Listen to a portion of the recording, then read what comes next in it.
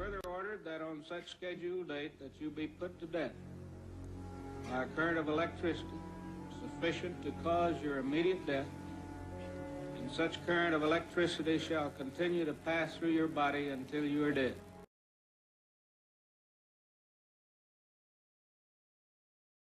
There are many arguments against the death penalty. It's not a deterrent against the crimes that it punishes. Society who use the death penalty don't have lower crime rates than those that do. When a country abolishes the death penalty, they are not plunged into criminal chaos. But even if the death penalty did reduce crime rates, would it then be acceptable? The death penalty targets the economically disadvantaged, those who can't afford good legal counsel, those without a voice in society. The death penalty is irreversible and results in the death of innocents.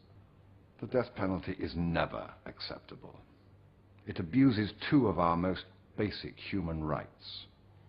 Everyone has the right to live, and no one shall be subject to torture. However much we revile them, however much we are outraged by their actions, however much we want revenge, they are still human beings. They may well have killed and tortured. They've crossed the line. But do we really want to join them? Throughout history, capital punishment has been used as a method of controlling crime. But is it time for the United States to reconsider their stance on the death penalty? Is it slowly on its way out? Let's find out. I think that what we've seen is some good momentum that has developed in the U.S. and a tremendous amount of potential, because really the facts are so much on our side. The fact that you can't prove that the death penalty has any social value such as deterrence, and the fact that it costs so much more and is riddled with so many problems, and you have all these exonerees. The information, the facts, the arguments are all in our favor. The question now is a matter of getting organized to change the minds of decision makers. But so I think we have all that we need to win. It's just a matter of really committing to the organizing work.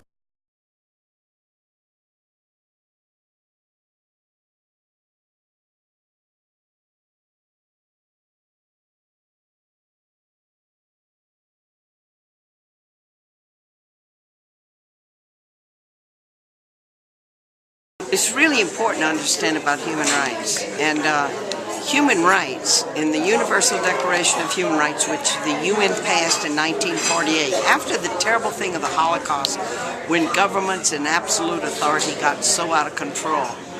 And the Universal Declaration of Human Rights in Articles 3 and 5. Article 3, every human being has a right to life. Article 5, no human being shall be subjected to cruel, degrading punishment or torture.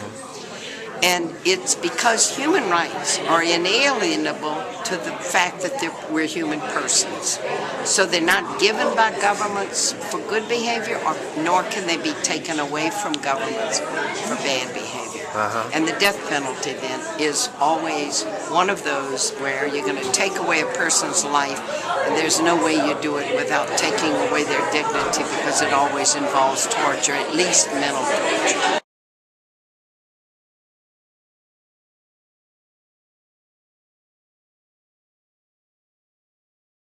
After Furman, people didn't know if the death penalty would ever come back. And there's a lot of people that said, you know, we may have been rid of it forever, depending on how those follow-up cases fell. The problem is that you had political pressure in play. You had a big increase in crime through the 70s. You had a lot of public opinion saying we need to be tough on crime, and you saw a real movement towards that starting then. Justices of the Supreme Court don't live in isolation. And I know that they would deny that up and down, but it does affect them. I mean, one of the things, you know, about Justice Blackmun, just coming out the way he did in Furman and in Gregg, he was new to the court. It was very difficult, I think, for him to take a position that would have been changing a law that they'd announced the year before, which Marshall and Brennan were willing to do, which later he ended up agreeing with them. But with Gregg, yeah, I think political forces did play a role in background. Since 1990, in China, the Democratic Republic of Congo, Nigeria, Pakistan, Saudi Arabia, Yemen, and the USA, there have been 51 recorded executions of child offenders, some as young as 14 years old. The death penalty obviously kills people, but it also tortures, physically by the brutal nature of execution, and psychologically by forcing individuals to wait to be killed. They wait, sometimes for decades, while others are led to their deaths. The horror of this waiting is unimaginable.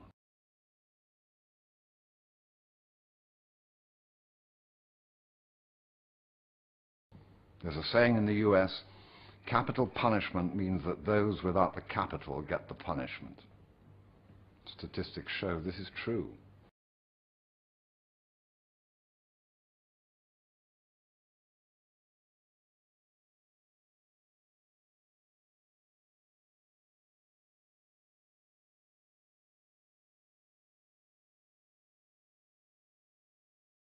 The statistics prove that there are persons, especially those of color and minorities, who do not get the same consideration as others.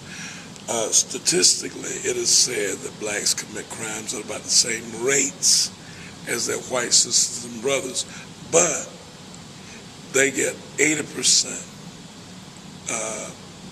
They are sentenced to death row more.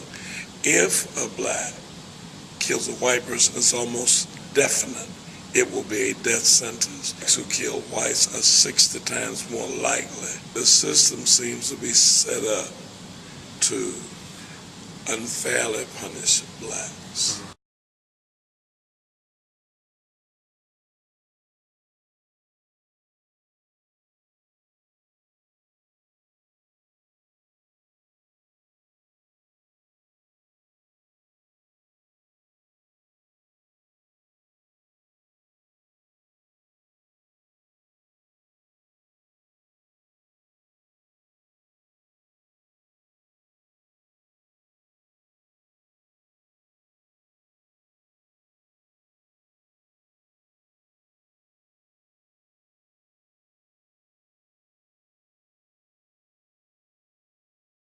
On death row, it's the emotions that you would imagine. Despair, anger, fear, all those things. But I brushed them aside because I thought I had to. It's not easy to be at peace with yourself, probably even if you ain't been to death row, but relatively at peace with myself because I thought I should be and that I had been the benefactor of a great blessing in that I was out. I was in the land of the living, as it says in the Christian scriptures. There is a possibility for some people for rehabilitation, because everybody changes, everything changes. And if you live long enough, you'll change, and sometimes for the better. And I don't see any reason why someone who's sent to death row or sent to prison at 25 or at 20 would not have changed 20 or 30 years later when they would still be fairly young, and quite possibly in a very remarkably good way that would be valuable to the society and stuff like that. Okay. Yeah. On August 19th, 1989, Savannah police officer Mark Allen McPhail, a 27-year-old husband and father of two, was working off-duty as a security guard when he was shot to death in a Burger King parking lot. Despite claiming he was innocent, Troy Davis was convicted of the crime and sentenced to death by the state of Georgia in 1991. At his trial, eyewitness testimony formed the core of the prosecution's case. There was no murder weapon, no fingerprints, and no DNA. Of the 9 eyewitnesses who originally testified at Davis's trial, 7 have now recanted their testimony. One of the witnesses who has not recanted his testimony is Sylvester Coles, who was at the scene and later told police Davis was the shooter.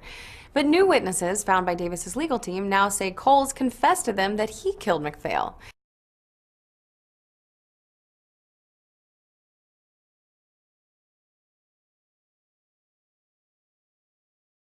I think that the notion of being created in the image of God talks about the infinite value of all human life. I think Wiesel, who certainly understands the notion, the temptation of retribution. His speech at Wesleyan was the first time he's addressed the death penalty, and it was a very powerful message, and I thought he did absolutely right to deal with the question of we have to embody love and concern for the survivors of those victimized by murder. As a survivor himself, he speaks with power and authority that few can match, and his recognition that legitimized killing via the state undercuts our ability to create the kind of world in which a Holocaust couldn't happen and murder shouldn't happen is a very powerful testimony. I do not think that God approves the death penalty for any crime, rape and murder included. Capital punishment is against the better judgment of modern criminology and above all against the highest expression of love in the nature of God.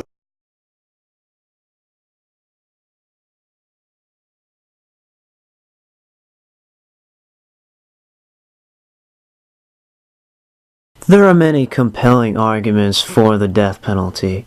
Other than arguments for opposition, there are a number of valid arguments from the proponents of the death penalty in helping to find a reasonable solution. For a death penalty. Some crimes are so heinous, so horrible, that the only response that we as a civilized nation have for a most uncivil action is not only to try to deter that person from ever committing that crime again, but also as a warning to others that some crimes truly are beyond any other capacity for us to fix. Is it time for the United States to either abolish or reform the legality of the death penalty? How is that time being spent? You decide.